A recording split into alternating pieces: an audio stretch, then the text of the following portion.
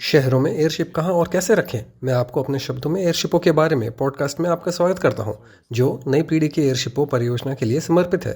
और मैं आपके साथ इसके प्रस्तोता अलेक्जेंडर मिन्को। आज हम इसके बारे में बात करेंगे कि जब एयरशिपों का सक्रिय रूप से उपयोग शुरू हो जाएगा, तो उन्हें कहाँ रखा जाएगा। प्रदान की गई जानकारी के लिए हम एरोनोवा कंपनी के परियोजना प्रबंधक के उप प्रमुख एयरशिपों के मुख्य डिजाइनर वादिम वसिलेविच जुबकेविच को धन्यवाद देते हैं और दिमित्री सर्गेविच खमेल, अग्रणी परियोजना प्रबंधक विशेषज्ञ, प्रयोगशाला के उप प्रमुख भी। हम शुरू कर रहे हैं। किसी शहर में एयरशिप कैसे संचालित किया जा सकता है? आइए इस तथ्य से शुरू करें कि आधुनिक एयरशिपों में थ्रस्ट वेक्टर को मोड़ने जैसा कार्य होता है और इस क्षमता से लैस हवाई पोत आसानी से एक प्लेटफॉर्म पर टेक ऑफ या लैंड कर सकता है, जो हवाई पोत की लंबाई से लगभग 4 गुना अधिक है। अर्थात यदि हवाई पोत के शरीर की लंबाई 50 मीटर है, तो उसे आत्मविश्वास से लैंड या टेक ऑफ के लिए लगभग 200 मीटर व्यास वाले एक वृत्त की आवश्यकता होती है। इस घेरे के अंदर कोई ऊंची इमारत, बिजली की लाइनों या ऊंचे पेड़ नहीं होने चाहिए, जो एयरशिप की लैंडिंग या टेक ऑफ में बाधा डाल सकें। बेशक आप छोटी साइट का उपयोग कर सकते हैं, लेकिन यह अधिक जोखिम भरा हुआ हो सकता है। मैं साइट के आकार के बारे में बात कर रहा हूँ, जो व्यवहारिक रूप से जोखिम मुक्त होता है। यदि एयरशिप को अच्छी तरह से नियंत्रित किया जाए, अगर मौसम तूफानी ना हो, तो क्षेत्र का यह आकार मूरिंग मस्तूल पर चढ़ने या अन्य सभी प्रकार के जमीनी संचालन करने के लिए काफ़ी है। लेकिन जहाँ तक मैं समझता हूँ, शहरों में समस्या यह है कि वहाँ ऐसी साइटें बहुत कम हैं। शहर के बाहर ऐसी साइटें ढूंढना आसान है, इसलिए एयरशिपों के संचालन को व्यवस्थित करना आसान है। मान लीजिए जो वर्तमान में बनाए जा रहे हैं शहर के बाहर, यानी आप शहर के ऊपर से उड़ान भर सकते हैं, लेकिन शहर के बाहर या उन जगहों पर जहां अधिक खाली जगह है, उतरना और उड़ान भरना, उतरना और यात्रियों को उठाना बेहतर है। इसका मतलब ये नहीं है कि कोई अन्य विकल्प नहीं है। प्रौद्योगिकी विकसित हो रही है, नई क्षमताओं के साथ नए एयरशिप बनाए जाएंगे और उनकी गतिशीलता विशेषताएं बहुत बेहतर होंगी और इन साइटों का आकार काफी छोटा होगा। ऐसे सैद्धांतिक अध्ययन पहले से ही मौजूद है।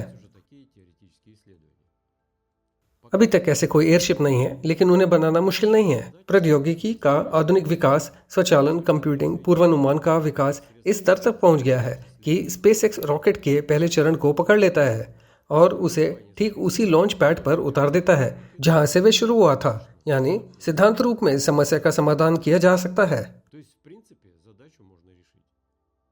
यदि शहर में किसी भवन की छत पर उतरने के कार्य की मांग है, तो मुझे लगता है कि इस समस्या को हल करने में कोई समस्या नहीं है। इसके अलावा ऐसी मिसालें भी थी। छोटे एयरशिप इमारतों की छतों से उड़ान भरते थे और इमारतों की छतों पर उतरते थे। यदि छत पर्याप्त रूप से सपाट थी और किसी भी उभरे हुए हिस्से से रहित थी जिस पर विमान पकड़ सकता था, तो यह 20वीं शताब्दी के 30 के दशक में भी किया गया था। यहाँ कुछ खास नहीं है। अगर इमारत ऊंची हो और चारों तरफ से खुली हो, कोई रुकावट ना हो, तो यह और भी आसान हो सकता है।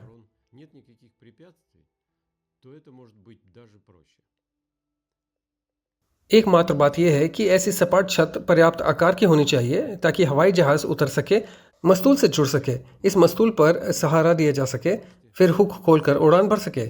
यह भी पूरी तरह संभव है। आपको बस हवाई पोत के डिजाइन में कुछ सुधार करने की आवश्यकता है ताकि इसे कम गति पर बेहतर ढंग से नियंत्रित किया जा सके, जब गतिशील पतवार कम प्रभावी हो जाते हैं। यदि हम फिर से इतिहास में गहराई से देखें, तो केवल इस बार बड़े कठोर एयरशिपों पर यह भी माना गया था कि ऐसे एयरशिप स्काईस्क्रेपर इमारतों की छतों पर स्थिर मस्तूलों पर चढ़ने में सक्षम होंगे। उदाहरण के लिए अंग्रेजी R100 और R101 जैसे एयरशिप, अर्थात एयरशिप एक निश्चित उच्च मस्तूल पर झुकते हैं जो कि उच्च ऊंचाई पर स्थित होते हैं। धनुष बिंदु पर एक मूरिंग इकाई स्थित होती है और उनका सामान्य संचालन इस तरह से व्यवस्थित किया गया था कि उन्हें बहुत तेज हवा वाले तूफानी मौसम में भी खड़ा रहना पड़ता था। इसलिए एक ऐसा हवाई पोत बनाना जो कि ऊंची इमारत के शीर्ष पर स्थित मस्तूल से चिपक जाएगा, कोई समस्या नहीं है। ये सब संभव और वास्तविक है। जैसा कि हमने पहले ही कहा था, हवाई पोत गगनचुंबी इमारतों के शिखरों पर चढ़ सकते हैं, भले ही पास में हस्तक्षेप करने के लिए कुछ भी ना हो। उदाहरण के लिए, यह एक ज्ञात ऐतिहासिक तथ्य है कि एम्पायर स्टेट बिल्डिंग कोरशीर्ष पर एक मजबूत शिखर से बना गया था, जिस पर एयरशिपों के लिए एक घाट पहले ही स्थित था। हमारे हॉल के अतीत के एयरशिपों के धनुष में उच्च मस्तूल पर लंगर डालने के लिए उपकरण थे। कैप्चर और डॉकिंग डिवाइस में खींचे जाने के बाद मूरिंग के लिए मूरिंग केबल के साथ क्रमशः इस मस्तूल के पास पहुंचने पर उनकी मूरिंग की गई थी। एक बड़े एयरशिप को उच्च मस्तूल पर बांधने की तकनीक पर काम किया गया है। उन्होंने बहुत आत्मविश्वास से खराब मौसम का सामना किया, क्योंकि वे टावर के चारों ओर हवा के साथ उड़ सकते हैं, ऊपर और नीचे झुकने सहित किसी भी दिशा में भटक सकते हैं। हमें उम्मीद है कि नई इमारतों को विभिन्न आकारों के एयरशिप को समायोजित करने के लिए परिवर्तित किया जा सकता है। बेशक एक एयरशिप को सामान्य संचालन के लिए एक बोट हाउस की आवश्यकता होती है, लेकिन जमीन पर एयरशिप के दीर्घकालिक रखरखाव के लिए गैर बोटवे तरीकों को विकसित करना भी संभव है। एयरशिप किसी शहर के साथ पूरी तरह से जुड़ सकते हैं, और वहां स्थित होकर नहीं, बल्कि शहरों के ऊपर से उड़ान भरकर। और ऐसा पहले ही हो रहा है, क्योंकि एयरशिप को काफी सुरक्षित माना जाता है। इसका उपयोग अक्सर विज्ञापन उद्देश्यों के लिए किया जाता है। एंटी हवाई पोत पेरिस के आसपास के क्षेत्र में भ्रमण उद्देश्यों के लिए उड़ान भरता है। हमारे देश में भी कई आकर्षण हैं। लोग टिकट खरीदेंगे और मजे से उड़ान भरेंगे। उदाहरण के लिए सेंट पीटर्सबर्ग तक, मॉस्को तक, गोल्डन रिंग के साथ प्रकृति भंडार तक, और पूरे देश में। मॉस्को की अपनी खासियत है। मॉस्को हवाई क्षेत्र अधिकांश विमानों के लिए बंद है। हालांकि अलेक्जेंडर निकोलाएविच किरिलिन ने 90 के दशक में मॉस्को के ऊपर एक एयरशिप से उड़ान भरी थी। सबसे अधिक संभावना है भविष्य में इन मुद्दों का समाधान हो जाएगा।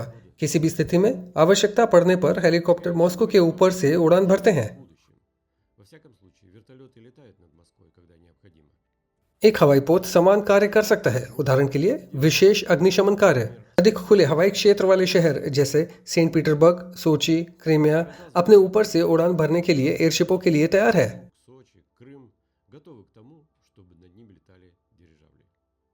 हम हवाई पोत के उड़ान प्रदर्शन में सुधार करना चाहते हैं और इसे एक बर्थ देना चाहते हैं,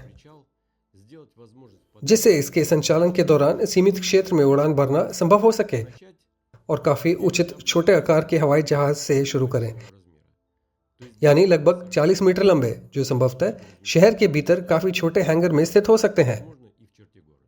उदाहरण के लिए युशिनो क्षेत्र, मॉस्को और मॉस्को क्षेत्र में प्रसिद्ध जल स्थान। एयरशिप वहां उतर सकते हैं और हैंगर में रखे जा सकते हैं। लेकिन सबसे पहले यह आवश्यक है कि ये काफी छोटे आकार के एयरशिप निगरानी कार्यों के अलावा, जो शहरों के लिए बहुत महत्वपूर्ण है, माल परिवहन की समस्या का समाधान कर सकें। ऐसा करने के लिए उन्हें जमीन पर उतरते में ना माल उतारने या थोड़े समय के लिए जमीन पर उतरने और माल लोड करने में सक्षम होना चाहिए। यह सब विकसित करने की आवश्यकता है, और फिर हवाई पोत निसंदेह इन सभी समस्याओं को हल करने में सक्षम होंगे। आजकल चीनी शहर में मल्टी रोटर इलेक्ट्रिक ड्रोन का उपयोग मानव रहित तत्काल सामान और यात्रियों को पहुंचाने के लिए किया जाता है, लेकिन ये सभी वाहन बैटरी का उपयोग करते हैं, जो उन्हें शहरों के बीच उड़ान भरने से रोकते हैं। इन उद्देश्यों के लिए आप छोटे आकार के एयरशिप विमान वाहक का उपयोग कर सकते हैं, जो तब तक स्थिर रूप से संतुलित होते हैं जब तक कि ऐसे ड्रोन को उनके साथ डॉक नहीं किया जाता है, जो एयरशिप के ऑन बोर्ड पावर सिस्टम से बिजली की आपूर्ति की मदद से इसे प्रदान कर सकता है, तेज गति से दूसरे शहर के लिए उड़ान के साथ। एक छोटे आकार के एयरशिप को पर्याप्त शक्तिशाली बिजली संयंत्र से लैस करना आवश्यक है, जो सभी प्रणालियों को बिजली प्रदान कर सके।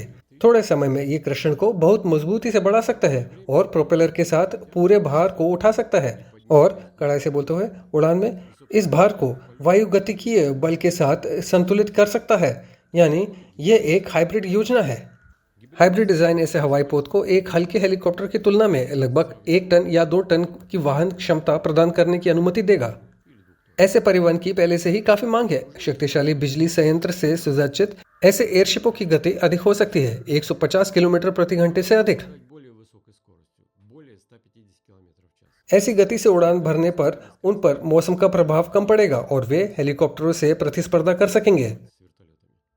ऊर्ध्वाधर टेक ऑफ और लैंडिंग की संभावना को ध्यान में रखते हुए, जिसमें सीमित क्षेत्रों पर टेक ऑफ और लैंडिंग शामिल है, एयरशिप अधिक किफायती है। भविष्य में हम एयरशिप की क्षमताओं को बेहतर ढंग से समझने में सक्षम होंगे यदि हम उनके विकास के साथ साथ साइटों और मूरिंग उपकरणों पर उनके संचालन के लिए सिस्टम के विकास में संलग्न हों।